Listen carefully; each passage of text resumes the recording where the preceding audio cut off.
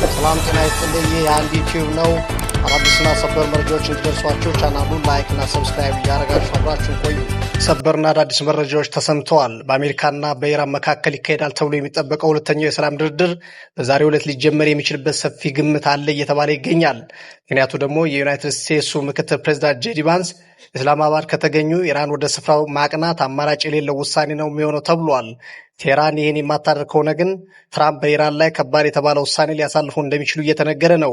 ይህ በእንዲህ እንዳለ ፕሬዚዳንት ዶናልድ ትራምፕ ኢራንን እጇን ጠምዝዘን የዩራኒየም ምርቷን ለአሜሪካ አሳልፋ እንድትሰጥ የምናደርግ እንኳን ቢሆን ቴህራን ያበለጸገችውን ዩራኒየም ማውጣት ግን ቀላል እንደማይሆን ተናገሩ። በተያያዘ ዜና የአሜሪካ የባህር ላይ ጠባቂዎች ሀገራቸው ያስቀመጠችውን የባህር ላይ እገዳ ተላልፋለች ያሏትን አንድ የኢራን መርከብ ማገታቸው ተሰምቷል። ይህ የተባለው ደግሞ ቴህራን አሜሪካ በኃይል አታንበረክከንም፣ አዳዲስ የውጊያ ስልቶችንም እየነደፍን ነው ባለች ተመሳሳይ ሰዓት ነው ተብሏል።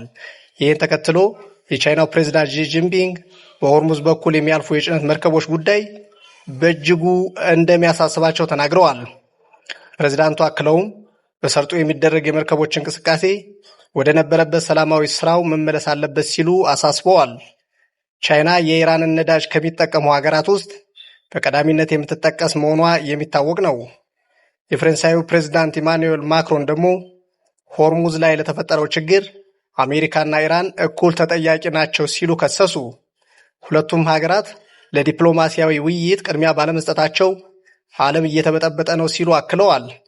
ቴህራንና ዋሽንግተን ለሰላም ቅድሚያ በመስጠት በእነሱ ምክንያት ዓለም ከገባበት የነዳጅ ብሎም የኢኮኖሚ ቀውስ ሊያወጡት ይገባል ሲሉ ፕሬዚዳንት ማክሮን አጽንኦት ሰጥተዋል።